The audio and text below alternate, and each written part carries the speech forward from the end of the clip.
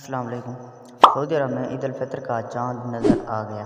سعودی عرب میں عید الفطر کا چاند نظر آ گیا ہے۔ سعودی عرب کی سپریم کورٹ کی طرف سے باضابطہ طور پر عید کا چاند نظر آنے کا اعلان کر دیا گیا ہے۔ مملکت میں اتوار 30 مارچ کو یکم شوال یعنی عید الفطر کا پہلا دن ہوگا۔ اس سے قبل ملک بھر میں عوام سے درخواست کی تھی کہ وہ عید کا چاند دیکھنے کے لیے کوشش کریں اور اگر چاند نظر آتا ہے تو مقامی سپریم کورٹ کو اس کی اطلاع دیں۔ سعودی عرب میں اس سال 29 روزے ہوئے ہیں۔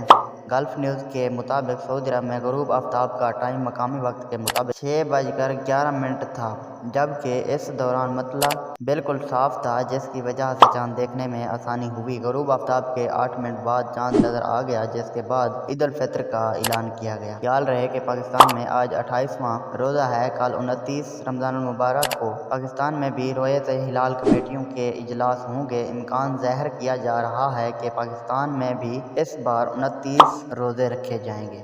اگر آج کی ویڈیو اچھی لگی ہو تو میرے ویڈیو کو لائک کر دیں اور ایسی مزید خبریں سننے کے لیے میرے چینل کو سبسکرائب کر دیں اور بیل آئیکن کو پریس کر کے آل نوٹیفیکیشن پر سلیکٹ کر دیں۔ Thanks for watching.